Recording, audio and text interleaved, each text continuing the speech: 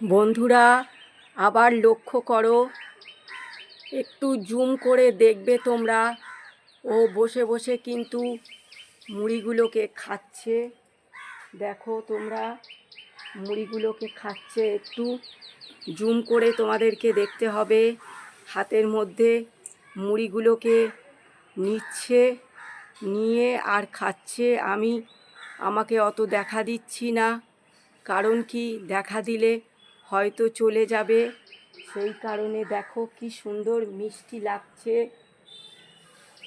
বসে বসে হাতের মধ্যে মুড়িগুলো নিচ্ছে। নেক্সট টাইম ওর জন্য একটু বাদাম এনে দেব বন্ধুরা। তো বাদাম ওরা খুব ভালোবাসে। তো আমি যদি মেলায় যাই তো এনে দেবো ওর জন্য চিনে বাদাম। তোমরা ভিডিওটা দেখবে, লাইক কমেন্ট শেয়ার করে পাশে